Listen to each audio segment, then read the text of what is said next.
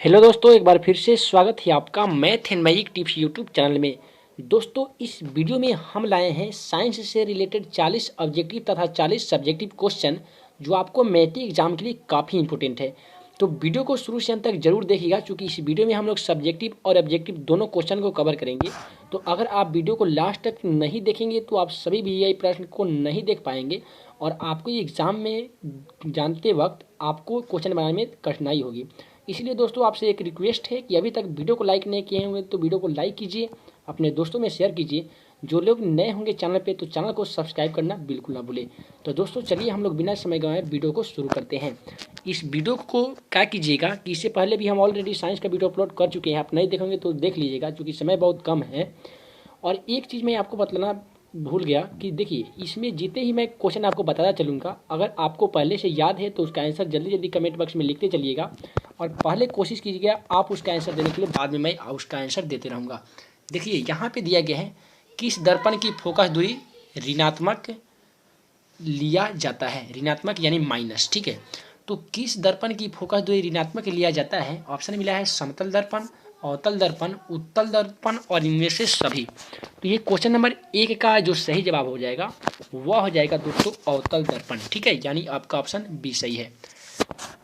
फिर दिया गया है कि लेंस की फोकस दूरी एफ और वक्रता त्रिज्या आर में क्या संबंध है। तो दोस्तों, एफ बराबर होते हैं r/2, ठीक है। और ये क्रॉस मल्टीप्लिकेशन कर देते हैं तो ये r बराबर हो जाते हैं 2f। यानी फोकस दूरी वक्रता त्रिज्या की आधी होती है और वक्रता त्रिज्या फोकस दूरी की दुगुनी होती है। तो लेकिन यहाँ पे r वाला तो कोई नहीं दिया गया है। अगर r वाला दिया रहता तो हम 2f आंसर खोजते, लेकिन f वाला दिया गया है। तो देखिए, f बराबर r गलती है, ए बराबर r/3 भी गलती है, एक एफ बराबर r/4 भी गलती है। आपका सही जवाब है वह है ऑप्शन बी, एफ बराबर r/2। तो क्वेश्चन नंबर हम लोग 2 देख लिए हैं। क्वेश्चन नंबर 3 को देखेंगे और क्वेश्चन नंबर 3 भी काफ़ी इंपॉर्टेंट है। और दिया गया है कि निम्न में किस माध्यम का अपवर्तनांक सबसे अधिक होता है। ये काफ़ी इंपॉर्टेंट क्वेश्चन है और इसके लिए भी आपको मिलते हैं 4 ऑप्शन। और दिया गया है 4 ऑप्शन में हवा, जल, शीशा और हीरा। तो अगर इसका आंसर आप जानते होंगे तो जल्दी से कमेंट बॉक्स में लिख सकते हैं। काफ़ी इंपॉर्टेंट क्वेश्चन है। इसका आंसर है आपका हीरा, ठीक है। उसके बाद में हम लोग अगला क्वेश्चन देखेंगे। अगला क्वेश्चन मैं आपके लिए छोड़ूंगा, ठीक है, क्योंकि काफ़ी सिंपल क्वेश्चन है। अगर यह क्वेश्चन का आंसर आप कमेंट बॉक्स में सही नहीं दे पाएंगे तो हमें उम्मीद है कि मैं समझ पाऊंगा कि आपकी तैयारी अच्छी से नहीं हुई है। इसलिए दोस्तों, इसका आंसर आपको कमेंट बॉक्स में देना है। दिया गया है, सामान्य दृष्टि के लिए सुस्पष्ट दृष्टि की अल्पतम दूरी कितनी होती है। यहाँ पे दिया गया 25 मीटर, 25 सेंटीमीटर, 25 मिलीमीटर और इनमें से कोई नहीं। तो आपका इसमें देख लेना है, 4 ऑप्शन में से एक सही जवाब है, उसको सही जवाब कमेंट बॉक्स में लिख देना है। फिर दिया गया है कि श्वेत प्रकाश का कौन सा रंग वर्ण किसी प्रिज्म से गुजरने के पश्चात सबसे कम झुकता है, ठीक है, यानी बहुत ज़्यादा कम झुकता है। तो इसके लिए भी ऑप्शन आपको मिले हैं बैगनी, नीला, लाल और पीला। तो यहाँ पे जो सही जवाब होगा वह होगा दोस्तों बैगनी, ठीक है। तो उसके बाद में हम लोग अगला क्वेश्चन देख लेते हैं। क्वेश्चन नंबर 6 दिया गया है कि निकट दृष्टि को किस लेंस के उपयोग द्वारा संशोधित किया जा सकता है। यानी जो निकट दृष्टि दोष हो जाता है तो उसका निवारण किस लेंस द्वारा किया जाता है। तो इसके लिए भी आपको 4 ऑप्शन दिखाई दे रहे होंगे। यहाँ पे है अवतल लेंस, उत्तल लेंस और द्विफोक्सी लेंस और इनमें से सभी। तो इसका जो सही जवाब होगा वह होगा दोस्तों अवतल लेंस, यानी आपका ऑप्शन सी ए सही है। उसके बाद में क्वेश्चन नंबर 7 देखिए कि वैद्युत प्रतिरोधकता निर्भर करता है। तो वैद्युत प्रतिरोधकता क्या चीज़ पे निर्भर करता है। तो यहाँ पे दिया गया है कि चालक की लंबाई पर, चालक की अनुप्रस्थ काट के क्षेत्रफल पर और चालक के पदार्थ की प्रकृति पर और इनमें से सभी पर। यहाँ पे ये 4 ऑप्शन में से आपका जो सही जवाब है वह होगा ऑप्शन सी, यानी चालक के पदार्थ की प्रकृति पर। उसके बाद में क्वेश्चन नंबर 8 देख लीजिए। दिया गया है विद्युत शक्ति का एसआई मात्रक क्या होता है। तो विद्युत शक्ति का एसआई मात्रक आपका वाट प्रति घंटा गलत है, ओम भी गलती है, यूनिट भी गलती है। आपका सही जवाब है वाट, ठीक है। उसके बाद में क्वेश्चन नंबर 9 को देख लीजिए। दिया गया है कि 1 यूनिट विद्युत ऊर्जा का मान कितना होता है। तो दोस्तों, 1 यूनिट विद्युत ऊर्जा का मान होता है 3.6 × 10⁻³ 10⁻6 जूल, यानी आपका ऑप्शन डी में सही मौजूद है। 3.6 गुने 10⁻6 जूल। तो ये था क्वेश्चन नंबर 9। और देखिए क्वेश्चन नंबर 10 को दिया गया है कि निम्न में से कौन सा कथन सही नहीं है। ठीक है, यहाँ पे 4 कथन दिए गए हैं और इसी में से एक कथन सही नहीं है, तो उसी का हमको देखना है। तो चालक में प्रवाहित विद्युत धारा की दिशा, यहाँ पे देखिए दिया गया ऑप्शन में कि विद्युत जनित और विद्युत चुंबकीय प्रेरण पर कार्य करता है। फिर दिया गया विद्युत मोटर विद्युत ऊर्जा को यांत्रिक ऊर्जा में बदलता है। फिर दिया गया है कि चुंबकीय बल रेखाएं परस्पर नहीं काटती है। और फिर दिया गया हरे विद्युत रोधन वाला तार प्रायः विधुनम्य तार होता है। तो क्वेश्चन नंबर जो 10 का सही जवाब हो जाएगा वह होगा आपका कि विद्युत रोधन वाला। देखिए ये आपका सही जवाब है। दिया गया हरे विद्युत रोधन वाला तार प्रायः विधुमन्य तार होता है। यही है आपका क्वेश्चन का सही जवाब ऑप्शन डी में। फिर दिया गया है क्वेश्चन नंबर 11 कि फ्लेमिंग के वाम हस्त नियम के अनुसार दायां हाथ की मध्यमा संकेत करती है। तो दायां हाथ की मध्यमा संकेत करती है, आपको भी इसके लिए मिलते हैं 4 ऑप्शन। और इसका जो सही जवाब हो जाएगा वह होगा चालक में प्रवाहित विद्युत धारा की दिशा को व्यक्त करता है। ठीक है, हम लोग केवल आंसर पे फोकस करेंगे क्योंकि समय बहुत कम है, इसीलिए हम लोग केवल आंसर देख रहे हैं। फिर दिया गया है चुंबक के भीतर चुंबकीय क्षेत्र रेखाओं की दिशा क्या होती है। तो क्वेश्चन नंबर जो 12 है इसका जो आपका सही जवाब होगा वह होगा दक्षिण से उत्तर। ठीक है, यानी दक्षिण ध्रुव से उत्तर ध्रुव की ओर, यानी आपका ऑप्शन बी सही है। उसके बाद में अगला क्वेश्चन देख लीजिए। क्वेश्चन नंबर 13 है कि नाभिकीय ऊर्जा का स्रोत निम्न में से कौन सा है। तो नाभिकीय ऊर्जा प्राप्त करने के लिए दोस्तों हम ना ही कार्बन का प्रयोग करते हैं, ना ही सोडियम, ना ही इनमें से सभी। आपका जो सही जवाब हो जाएगा वह होगा यूरेनियम। उसके बाद में अगला क्वेश्चन है कि काली चूना का रासायनिक सूत्र क्या होता है। तो काली चूना का रासायनिक सूत्र होता है कैल्शियम ऑक्साइड। तो देखिए यहाँ पे कैल्शियम हाइड्रोक्साइड दिया गया, कैल्शियम कार्बोनेट दिया गया है, यहाँ पे ये कुछ भी नहीं है। यहाँ पे आपका सही जवाब है ऑप्शन बी में कैल्शियम ऑक्साइड CaO। फिर क्वेश्चन नंबर 15 को देख लीजिए। आपको अगर पहले से आंसर मालूम होगा तो कमेंट बॉक्स में लिखते जाना है आपको। ठीक है, तो उसके बाद में हम लोग क्वेश्चन नंबर 15 को देख रहे हैं कि जल में विद्युत अपघटन में कैथोड पर कौन सा गैस मुक्त होता है। दिया गया ऑक्सीजन, ऑक्सीजन और हाइड्रोजन दोनों, और दिया गया है ओजोन। तो ये जो 4 ऑप्शन दिया गया है उसमें से आपका जो सही जवाब है वह है दोस्तों आपका हाइड्रोजन, यानी आपका ऑप्शन बी सही है। फिर दिया गया है बेकिंग सोडा का अणुसूत्र क्या होता है। बेकिंग सोडा, ये क्वेश्चन नंबर 16 है, काफ़ी इंपोर्टेंट क्वेश्चन है, ये आपको एग्जाम में पूछे जा सकते हैं। तो इसका होता है सोडियम हाइड्रोकार्बोनेट। ठीक है, तो देखिए यहाँ पे आपको दिया गया कैल्शियम हाइड्रोक्साइड, दिया गया कैल्शियम कार्बोनेट, ये कुछ नहीं बुझा रहा है। लेकिन आपका ऑप्शन ए देखिए सोडियम हाइड्रोकार्बोनेट, यहाँ पे आपका दिया गया सोडियम बाइकार्बोनेट। यहाँ पे आपका जो ए सही था NaHCO3, यही होगा बेकिंग सोडा का रासायनिक सूत्र। अगला क्वेश्चन देख लीजिए। पदार्थ दिया गया है कि कौन सा पदार्थ नीले लिटमस पत्र को लाल कर देता है। आप अम्ल में पढ़े होंगे कि अम्ल नीला लिटमस पत्र को लाल कर देता है और यह कर देता है लाल लिटमस पत्र को नीला क्षार। तो आपका क्षार गलती हो जाएगा, इनमें से कोई नहीं, यह भी ऑप्शन गलती है। लवण का इसमें बात ही नहीं है। आपका जो सही जवाब हो जाएगा वह हो जाएगा अम्ल, क्योंकि अम्ल नीले लिटमस पत्र को लाल कर देता है।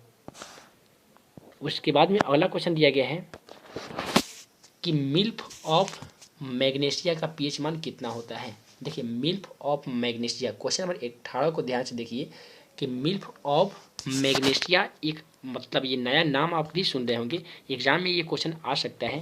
तो यह दोस्तों मिल्क ऑफ मैग्नीशिया जो होता है वह होता है क्षार। ठीक है, तो क्षार तो 7 से ऊपर होते हैं, तो 7 से ऊपर यहाँ पे 8 भी दिया गया है, 9 भी दिया गया है, लेकिन एक अजूबा ऑप्शन दिखाई दे रहा होगा 10.5, यही होगा आपका क्वेश्चन का सही जवाब। उसके बाद में हम लोग क्वेश्चन नंबर 19 देखेंगे। दिया गया कि इनमें से कौन सा अधातु चमकीला होता है। ठीक है, चमकीला, ध्यान रखिए आयोडीन दिया गया है, सल्फर, ब्रोमीन और दिया गया है सेलेनियम। ठीक है, तो इसमें से आपका जो सही जवाब हो जाएगा वह हो जाएगा आयोडीन, आपका ऑप्शन ए सही है।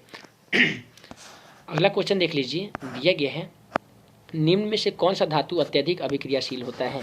तो यहाँ पे दिया गया एल्युमिनियम यानी Al, Na यानी सोडियम, Ca यानी कैल्शियम, Mg यानी मैग्नीशियम। तो यहाँ पे भी आपको मिले हैं 4 ऑप्शन, इसमें से जो सही जवाब है वह होगा सोडियम यानी Na। ठीक है, इसका लैटिन नेम होता है नाइट्रियम, आपका सोडियम का। फिर उसके बाद में अगला क्वेश्चन देखेंगे। तो अगला क्वेश्चन दिया गया है कि ऑक्सीजन परमाणु के 12वीं कक्षा में इलेक्ट्रॉनों की संख्या कितनी होती है। ठीक है, तो यहाँ पे दिया गया है 2, 9 और दिया गया है 3 और एक ऑप्शन दिया गया है 4। इसमें से जो सही जवाब होगा वह हो जाएगा आपका 6। ठीक है, 6 इलेक्ट्रॉन रहते हैं ऑक्सीजन की बाहरी कक्षा में इलेक्ट्रॉनों की संख्या। उसके बाद में दिया गया है कि ब्यूटेनॉन एक कार्बनिक यौगिक है जिसका व्युत्क्रमात्मक समूह क्या होगा। तो ये भी काफ़ी इंपॉर्टेंट है। तो ये बहुत सिंपल क्वेश्चन है। दिया गया है ब्यूटेनॉन और कार्बनिक यौगिक है जिसका प्रकार्यात्मक समूह यहाँ पे खोजना है। जिसका सही जवाब हो जाएगा वह हो जाएगा कीटोन। ठीक है, अगला क्वेश्चन देख लीजिए कि नाइट्रोजन के 2 परमाणुओं के बीच कितने आबंध बनते हैं। तो नाइट्रोजन के 2 परमाणुओं के बीच ऑप्शन मिला है 1 आबंध, 2 आबंध, 3 आबंध और इनमें से कोई नहीं। जो आपका बिल्कुल करेक्ट जवाब है वह होगा 3 आबंध। मैं पहले से भी आपको बता चुका हूँ। पहले आपको कोशिश करना है आंसर देने का। आपको जितने भी आंसर मालूम होगा आप लिखते चलेंगे। ठीक है, उसके बाद में दिया कि एल्कीन का सामान्य सूत्र क्या होता है। देखिए, एल्कीन नहीं पूछा गया है, ये पूछा गया है एल्कीन। ध्यान से सुनना है। दिया गया CnH2n+2, ये आपका एल्कीन का होता है। CnH2n-2 ये दूसरे किसी का होता है। CnH2n2 ये कुछों का नहीं होता है। लेकिन आपका ऑप्शन बी देखिए CnH2n यही होता है एल्कीन का सामान्य सूत्र। फिर दिया गया है आधुनिक आवर्त सारणी में आवर्तों की संख्या कितनी है। क्वेश्चन नंबर जो 25 है, तो इसको भी मैं ऑलरेडी पहले ही बता चुका था कि इसका आंसर क्या होगा। तो फिर भी अगर मालूम नहीं होगा तो मैं आपको बता रहा हूँ कि आधुनिक आवर्त सारणी में आवर्तों की संख्या कितनी होती है। दिया गया 7, 8, 9 और 18। तो यहाँ पे जो आंसर सही हो जाएगा वह हो जाएगा ऑप्शन ए यानी 7। उसके बाद में अगला क्वेश्चन है कि समूह के ऊपर नीचे जाने पर परमाणु का आकार में क्या परिवर्तन होता है। जो समूह होता है, जो पीरियोडिक टेबल आपको मिला होगा, अब गेस किए होंगे तो वहाँ पे दिया गया है परमाणु साइज बढ़ता है, परमाणु साइज घटता है, परमाणु साइज अपवर्तित रहता है, इनमें से कोई नहीं। तो आपका जो सही जवाब हो जाएगा वह हो जाएगा परमाणु बढ़ता है। जी हाँ, परमाणु साइज बढ़ता है। आपका जवाब बिल्कुल सही है ए। फिर दिया गया है कि कौन सा एंजाइम एमल्सीकृत वसा का पाचन करता है। तो यहाँ पे आपका दिया गया है पेप्सिन, उसका दिया है ट्रिप्सिन और लाइपेज और इनमें से कोई नहीं। सही जवाब होगा वह होगा ऑप्शन सी यानी लाइपेज। फिर अगला क्वेश्चन दिया गया है इस सामान्य प्रकुंचन रक्त दाब होता है। दिया गया है 80 mm, 100 cm, 120 mm और 130 mm। इसमें जो सही जवाब है वह होगा 120 mm यानी आपका ऑप्शन सी सही है। उसके बाद में क्वेश्चन नंबर 29 को देख लीजिए। क्वेश्चन नंबर 29 है कि पत्तियों में प्रकाश संश्लेषण द्वारा बना भोजन पादप के अन्य भागों में किसके द्वारा भेजा जाता है। काफ़ी इंपॉर्टेंट क्वेश्चन है और यहाँ पे जो सही जवाब हो जाएगा वह होगा आपका ऑप्शन, देखिए हम लोग ऑप्शन से चलते हैं। ठीक है, तो क्वेश्चन नंबर जो 29 है, तो इसका जो फ्लोएम एक ऊतक होता है, इसी के द्वारा प्रकाश संश्लेषण द्वारा बना भोजन पौधे के सभी भागों में पहुँच जाता है फ्लोएम द्वारा। फिर दिया गया है कि उन पौधे का नाम बताएं जो कलम द्वारा कायिक प्रवर्धन को प्रदर्शित करता है। देखिए, गेहूं धान गलती है, इनमें से सभी नहीं गलती है। आपका जो सही जवाब हो जाएगा वह हो जाएगा गुलाब। अगला क्वेश्चन है कि काला बाजार बीमारी किस रोगजनक के कारण होता है। ठीक है, दिया गया प्लाज्मोडियम, अमीबा, उसके बाद दिया है लेशमानिया और इनमें से कोई नहीं। तो इसी में से आपका एक सही जवाब है, आपको नया नाम दिखाई दे रहा होगा लेशमानिया, यही होगा क्वेश्चन का सही जवाब।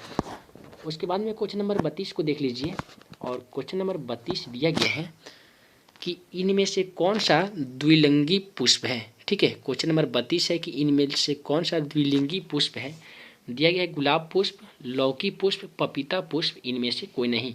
तो इसका क्या जवाब होगा हमें तो हालांकि अभी मालूम नहीं। इसका सही जवाब होगा मैं आपको कमेंट बॉक्स में लिख दूंगा।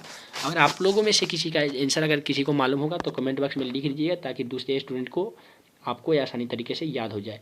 गुलाब पुष्प, लौकी पुष्प, पपीता पुष्प, इनमें से कोई नहीं। इसी में से आपका एक सही जवाब हो जाएगा। हालांकि मैं कमेंट बॉक्स में दे दूंगा 10 मिनट के बाद। ठीक है, दिया गया है कि मानव में घ्राणग्राही स्थित होता है। मिला है आँख में, नाक में, कान में और दिया गया है इनमें से सभी में। जो सही जवाब हो जाएगा वह हो जाएगा नाक में। फिर अगला क्वेश्चन है कि हमारे शरीर के सभी ऐच्छिक क्रियाएं नियंत्रित होती है, यानी जो हमारी शरीर के जितने भी क्रियाएं होती हैं वो कहाँ पे नियंत्रित होती है। ऑप्शन मिला है प्रेम मस्तिष्क, मेडुला में, अनुमस्तिष्क और प्रोन्स से। तो ये हालांकि आपको 4 ऑप्शन मिले हैं जिसमें आपका सही जवाब था वह था अनुमस्तिष्क से। ठीक है, अगला क्वेश्चन देख लीजिए कि जंतुओं में वृद्धि हार्मोन स्रावित होता है। क्वेश्चन नंबर 35 है, जंतुओं में वृद्धि हार्मोन स्रावित होता है। तो आपको मिला है पीयूष ग्रंथि और आउटू ग्रंथि, इनमें से कोई नहीं, और दिया गया अधिवृक्ष से। जो सही जवाब है वह होगा ऑप्शन ए यानी पीयूष ग्रंथि से। उसके बाद में हम लोग अगला क्वेश्चन देखेंगे कि आनुवंशिकता सिद्धांत का प्रतिपादन किसने किया था। और इसका ऑप्शन ऐसा दिया गया है कि जो लोग थोड़ा सा भी पढ़ेंगे एक तनी में मार सकते हैं। देखिए, चार्ल्स डार्विन गलती है, इनमें से कोई नहीं गलती है, जगदीश चंद्र बोस गलती है। आपका जो है जॉर्ज मेंटल, यही आपका हो जाएगा क्वेश्चन नंबर 36 का सही जवाब, मेंटल। उसके बाद में दिया गया है कि स्त्रियों में लिंग गुण सूत्र होते हैं। तो दोस्तों स्त्रियों में होते हैं XX और पुरुष में होते हैं XY। ठीक है, तो आपको याद रखना है। तो यहाँ पे दिया गया XY गलती है, XY और XX दोनों गलती है। आपका आंसर सही है XX यानी ऑप्शन बी। फिर दिया गया कि निम्नलिखित में कौन जैव अनमनीकरणीय कचरा है। दिया गया प्लास्टिक, थर्मोकोल, टिश्यू पेपर और पॉलीथीन। तो यहाँ पे जो सही जवाब हो जाएगा वह होगा ऑप्शन डी यानी टिश्यू पेपर। फिर दिया गया है आहार तथा पाइन किस राज्य की जल ग्रहण व्यवस्था है। तो यहाँ पे आपका 4 ऑप्शन मिला है, मध्य प्रदेश, उत्तर प्रदेश, महाराष्ट्र और बिहार।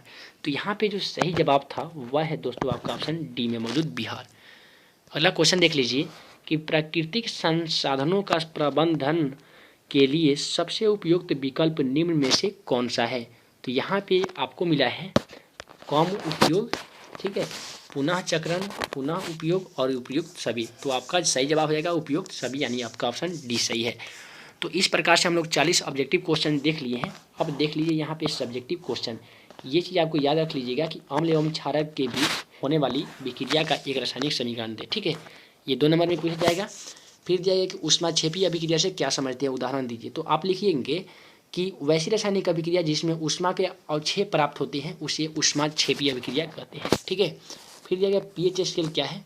तो आप लिखेंगे कि पीएच स्केल एक HP सोरेंस द्वारा बनाया गया एक स्केल है जिसके द्वारा हम मिट्टी की अम्लता, क्षारीयता तथा उदासीनता को ज्ञात करते हैं। इस तरीके से आप याद कर लीजिएगा। फिर दिया गया है उभयधर्मी ऑक्साइड क्या होते हैं। 2 उभयधर्मी ऑक्साइड का नाम लिखें, याद कर लीजिएगा। फिर दिया गया आयनिक यौगिकों का गलनांक उच्च होता है कि ये भी याद कर लीजिएगा आप। और दिया गया है कि कार्बन डाइऑक्साइड के इलेक्ट्रॉन बिंदु संरचना सूत्र दिखाएं। ये आपका केमिस्ट्री से पूछा गया है। और यहाँ पे दिया गया है P15 और यानी P का मतलब फास्फोरस और AR का मतलब आर्गन 18 का इलेक्ट्रॉनिक विन्यास लिखना है। आप लिख सकते हैं। यहाँ पे आपको 5 नंबर क्वेश्चन पूछे बनाना है। तो धातुओं में भौतिक एवं रासायनिक गुणों का उल्लेख करें। ये भी याद कर लीजिएगा। आधुनिक आवर्त सारणी में आवर्तों की संयोजकता परमाणु के आकार पे, यहाँ पे इसको भी याद कर लेना है आपको। फिर दिया है कि क्या होता है जब अंडे का निषेचन नहीं होता है, ये भी याद करना होगा, बायोलॉजी से है। और फिर दिया गया है परिसंचरण अपमार्जक की क्या भूमिका होती है, संश्लेषित प्रबंधन से आप क्या समझते हैं। नेफ्रॉन का चित्र बनाने का आपको तरीका सीख लेना है, ये पूछ सकता है। और पुष्प का फूल बनाने का भी तरीका सीख लेना है आपको, ये 5 नंबर में पूछा जा सकता है। तो इस तरीके से अगर ये क्वेश्चन सब आते हैं। और DNA प्राकृतिक बनाना जनन में किस के लिए आवश्यक होता है, क्यों। और मानव में बच्चों का लिंग निर्धारण कैसे होता है, प्रवर्ती क्रिया और मस्तिष्क में क्या भूमिका होती है, और रंध्र का निमांकित चित्र बनाने का तरीका आप सीख लीजिएगा। ठीक है, और देखिए प्रकाश के परावर्तन का नियम लिख सकते हैं, बहुत ही सिंपल है। आतित किरण, परावर्तित किरण तथा आपतन बिंदु पर डाले गए अभिलंब तीनों एक ही तल में होते हैं तथा आपतन बिंदु आपतन कोण परावर्तन कोण के बराबर होते हैं। इतना ही आपको लिखना है।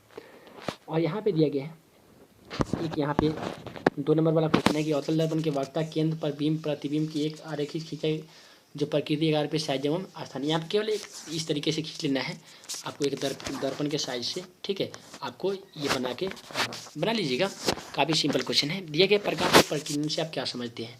तो यहाँ पे एक सूर्य बना दीजिएगा। ठीक है, और यहाँ पे आप दर्शा दीजिएगा प्रकाश के प्रकीर्णन, और यहाँ पे आप सूर्य बनाने के बाद इसका आंसर लिख लीजिएगा। उसके बाद में ये बराबर r/2 सिद्ध करने का तरीका मैं बता चुका हूँ, नहीं देखेंगे तो वीडियो में जाके देख सकते हैं। तो उस तरीके से अगर एग्जाम में आपको ये सब प्रश्न आते हैं तो आसानी तरीके से हमें उम्मीद है कि आप लिख देंगे। तो दोस्तों हमें उम्मीद है कि आपको वीडियो पसंद आया होगा तो वीडियो को लाइक कीजिए, अपने दोस्तों में शेयर कीजिए, और जो लोग नए हैं चैनल पर तो चैनल को सब्सक्राइब कर लीजिए ताकि आगे आने वाली ऐसा ही VVI प्रश्न की वीडियो आपसे मिलते रहें। तो दोस्तों हम जल्द मिलेंगे अगले VVI प्रश्न के साथ, तब तक के लिए सभी को धन्यवाद।